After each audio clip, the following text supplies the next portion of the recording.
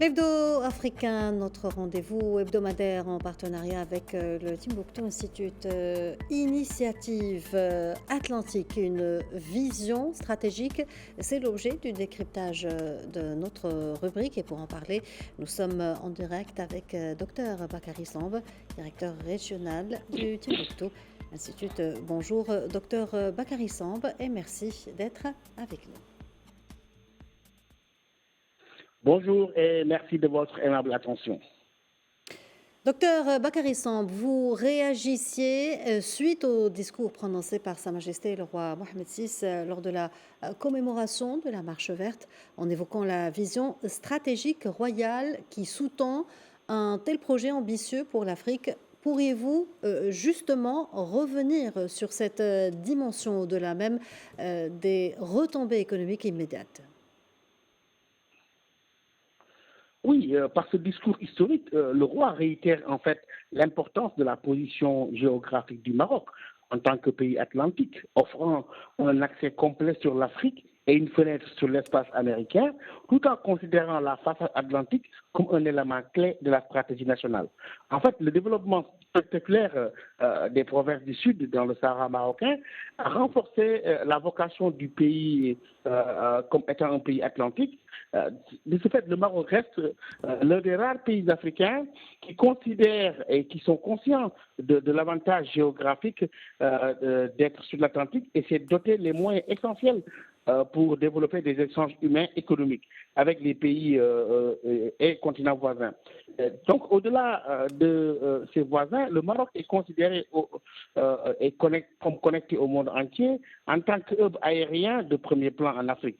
En tout point de vue, cette initiative atlantique est l'expression d'un leadership marocain dont le roi a non seulement convaincu de la nécessité d'une coopération sud-sud, mais a su aussi connecter la vision stratégique au nouveau paradigme d'un développement intégré, notamment en transformant les provinces du Sud en modèle viable, démontrant ainsi l'efficience de son approche de transformation socio-économique du Maroc.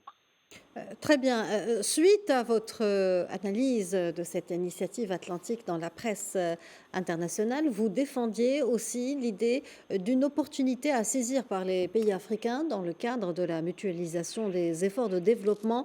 Comment voyez-vous alors la matérialisation de cette vision du roi Mohamed VI, notamment dans le domaine de la coopération énergétique ?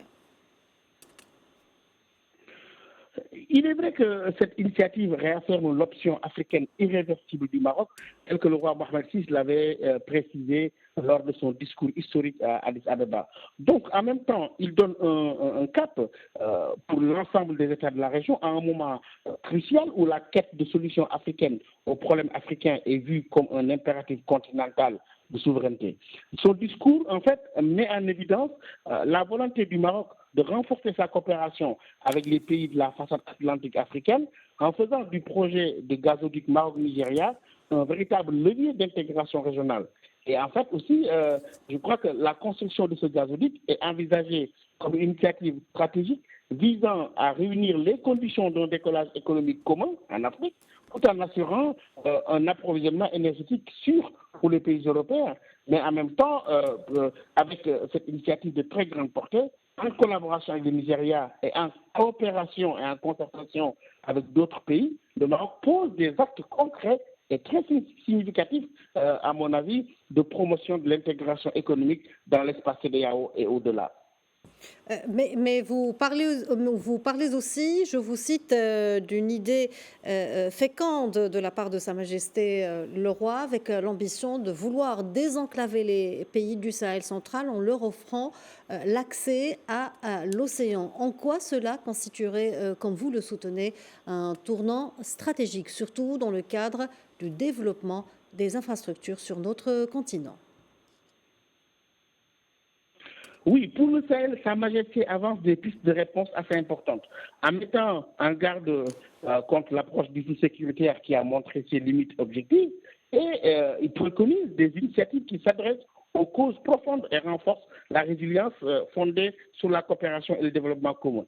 Il s'agit de trouver une réponse à l'un des facteurs de vulnérabilité des États du Sahel, à savoir l'enclavement.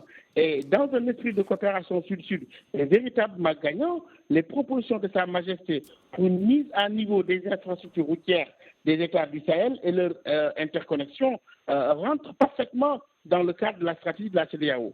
Mais il est important de noter l'approche stratégique du roi dans la relation du Maroc avec ses voisins subsahariens au plan symbolique et stratégique.